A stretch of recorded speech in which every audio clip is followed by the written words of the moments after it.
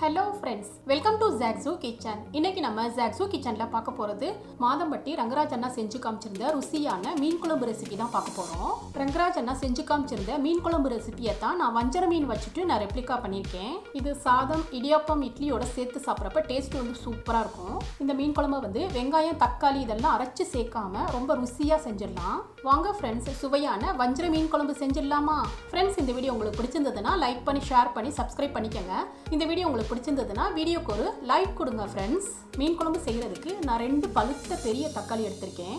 இந்த தக்காளிக்கு பின்னாடி வந்து இந்த மாதிரி கத்தியை வச்சுட்டு 6 to 8 பீஸ் வர மாதிரி இந்த தக்காளியை வந்து கோடுகள் போட்டு கட் பண்ணிக்கணும். 2 தக்காளியுமே இந்த மாதிரி பீசஸாக கட் பண்ணதுக்கப்புறம் இதை வந்து கைகளால் நல்லா பிசைஞ்சுக்கணும். சப்போஸ் உங்களால் கைகளால் பிசைய முடியலைன்னா நீங்கள் கத்தியை வச்சுட்டு சின்ன சின்ன பீசஸாக கூட கட் பண்ணிக்கலாம். தக்காளியை வந்து இந்த அளவுக்கு, அதாவது பெரிய பீசஸ்லாம் இல்லாமல் இந்த அளவுக்கு நைஸாக மசிச்சு வச்சுக்கணும். ஒரு பவுலில் பெரிய எலுமிச்சம்பழம் சைஸ் அளவுக்கு புளி எடுத்துட்டு இதை வந்து தண்ணி சேர்த்துட்டு ஊற வச்சுட்டு இந்த மாதிரி கெட்டியாக புளியை வந்து கரைச்சி எடுத்துக்கணும். இப்போ இந்த கரைச்ச புளியை வந்து நம்ம ஏற்கனவே மசிச்சு வச்ச தக்காளியோட சேர்த்துட்டு நல்லா கலந்துக்கணும். இப்போதைக்கு இந்த தக்காளி புளிக்கரைசலை வந்து தனியாக எடுத்து வச்சுக்கலாம். மீன் குழம்பை நான் மண் பாத்திரத்தில் தான் செய்ய போகிறேன். இப்போ இதில் 4 டீஸ்பூன் வந்து நல்லெண்ணெய் சேர்த்துக்கிறேன். ஃப்ரெண்ட்ஸ், மீன் குழம்பை மண் பாத்திரத்தில் அண்டு நல்லெண்ணெய் சேர்த்து செய்கிறப்ப டேஸ்ட் வந்து சூப்பராக இருக்கும். இப்போ இதில் 1 டீஸ்பூன் கடுகு, 1/2 டீஸ்பூன் வெந்தயம், 1 டீஸ்பூன் சீரகம் சேர்த்து நல்லா பொரிய வச்சுக்கணும். இது கூடவே 2 காஞ்ச மிளகாவை கிள்ளி சேர்த்துக்கணும். 3 பச்சை மிளகா, கொஞ்சம் கருவேப்பிலை சேர்த்துட்டு நல்லா வதக்கலாம்.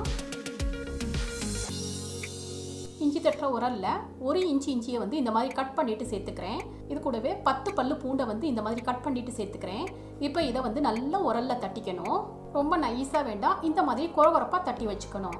இப்போ இந்த மாதிரி தட்டின இஞ்சி பூண்டை வந்து தாளிப்போட சேர்த்துக்கலாம்.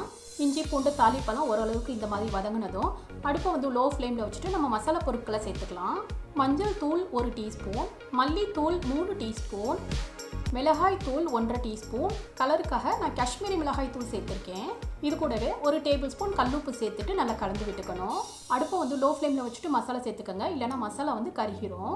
இப்போ இதில் 1/2 கப்பு சின்ன வெங்காயம் வந்து நான் சேர்த்துக்கிறேன்.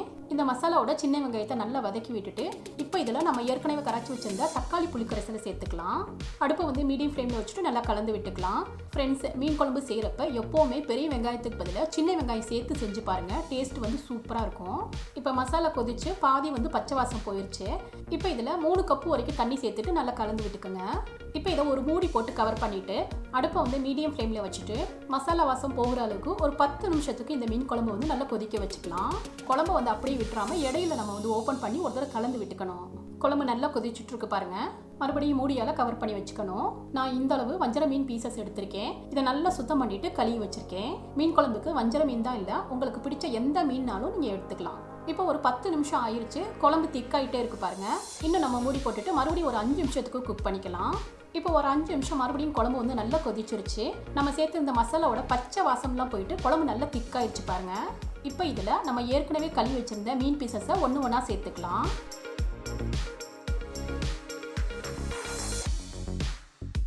மீனை சேர்த்ததும் ரொம்ப கரண்டியை போட்டு கிளறிடக்கூடாது.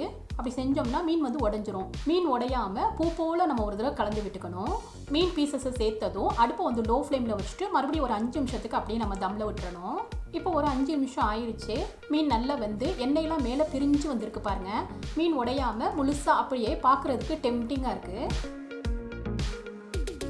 இப்போ இதில் லாஸ்ட்டாக குழம்புக்கு மேலாப்பில் கொஞ்சமாக கருவேப்பிலை அண்டு கொஞ்சமாக பொடியை நறுக்குனா கொத்தமல்லியை சேர்த்துட்டு அடுப்பை ஆஃப் பண்ணிக்கலாம்.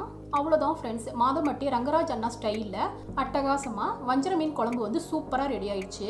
நான் இதை செஞ்சதுனால சொல்கிறேன், இதோட டேஸ்ட் வந்து சூப்பராக இருந்தது. நீங்களும் இந்த மீன் குழம்பு ரெசிபியை ஒரு தடவை ட்ரை பண்ணி பார்த்துட்டு உங்கள் எக்ஸ்பீரியன்ஸை கமெண்ட்டில் ஷேர் பண்ணுங்கள். சுவையான சமையல், சுகமான வாழ்வு. தேங்க்யூ.